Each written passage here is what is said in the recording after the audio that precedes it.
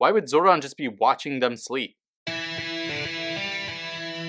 Welcome to Ranger Reviews, a web series where we look at episodes of the TV show Power Rangers and then discuss them. Today we're exploring the 112th episode of Mighty Morphin Power Rangers, as well as the 8th episode of Season 3 titled A Brush with Destiny. We begin this episode at the youth center where Tommy and Aisha are hanging out, checking out a junior police event.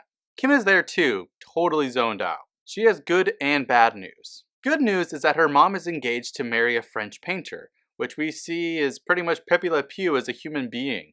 And Aisha calls him cute even though he's the farthest thing from it. Bad news is that he lives in Paris, and Kim says that they're moving there. Later, we see Kim on the phone in bed talking to Aisha, and Aisha says that they'll meet up the next day and think of something. Can we just take a moment to appreciate that they have color-coded phones?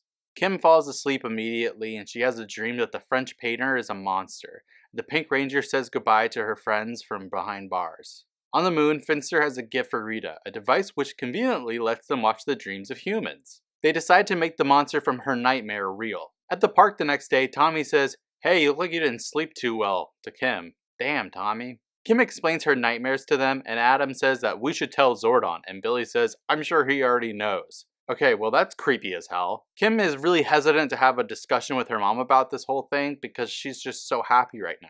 Meanwhile, Finster has tinkered the machine to make a dream into a reality, so Rito and some Tangas show up in the park. Ninja power, now! All 6 of the Ninja Rangers fight off the big birds and Kim is getting tired. So things are like getting blurry? God damn it, Kim, just get it together, not even under a spell. Then they grab Kim and start running away with her. Tommy tries to help, but he's useless. Rito and Finster show up in the park, and Rito slaps Kim's hand away from him, knocking off her communicator. Finster then zaps her, getting the monster out of her nightmares. This is a weird-ass episode. The Tangas fly away and the Rangers help Kim. Meanwhile, Bulk and Skull are sleeping in the youth center, waking up to find that all the works of art have been stolen. Kim's almost stepdad's painting is gone. At school, Billy and Adam talk to Bulk and Skull, hearing that the painting is missing. They think that this has to do with Rita and Zed. This is weird because we know it has absolutely nothing to do with them at all. Everyone except for Kim meets up, hearing from Zordon. They teleport away just as Kim comes up, confused as to where everyone is. She tries to get in touch with Zordon, and that's when she realizes that she dropped her communicator. The others arrive in the command center and they see the monster, aka Artisimal. Zordon will search for Kim while the others go deal with it. It's morphin' time! Artisimal uses his color palette to fire at them before we see that the Rangers can't even touch him, flying through him in a terrible video toaster effect. Tommy calls out Ninjor, who just rides in on a damn cloud.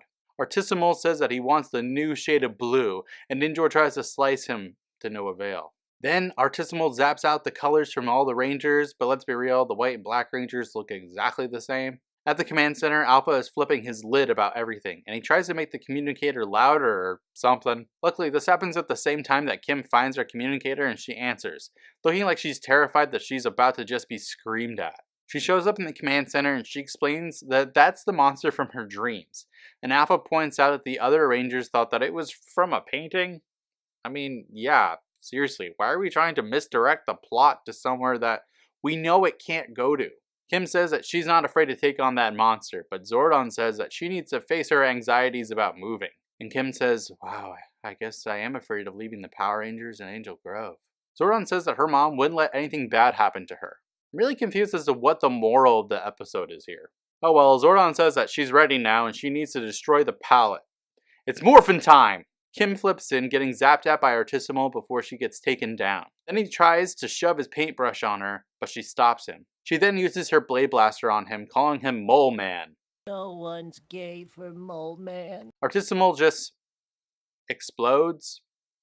That was really underwhelming. Rita and Zed make their monster grow giant, so it's time for some Ninja Zord power. The 5 core Zords come flying out, combining into the Ninja Megazord while Ninjor grows giant. Then Ninjor just gets angry for no reason, turning into his battle mode, firing at the monster. Then finally, Tommy shows up in the Falcon Zord, combining into the Ninja Falcon Megazord, and in another seizurific attack, Artisimal is dead.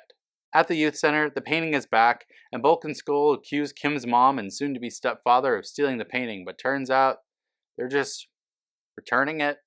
What was the point of this? Kim comes up saying that she needs to talk to her mom about everything, and she basically has a nervous breakdown right in front of her. Then Aisha and her parents come up inviting Kim to come stay with Aisha for the rest of the school year, so she'll be moving to France after she graduates. Aisha and Kim hug. The end. Over the credits, we see a cutscene with Lieutenant Stone, who's giving the assignment to be alert to Vulcan Skull. That's it. This episode, man, it's kind of all over the place, huh? For the life of me, I can't tell you the point of the Rangers thinking that the monster was from the painting at all. Also, Kim's mom is just going to move to another country without her daughter while she lives with her friend just so that she can go get her bonezoing on with some French guy who's a painter, which means he can pretty much work from literally anywhere. Plot is pretty thin, guys. Overall, this episode is only saved by Amy Jo Johnson being the best performer. That's pretty much it. So will the next episode fare any better? Until then, may the power protect you.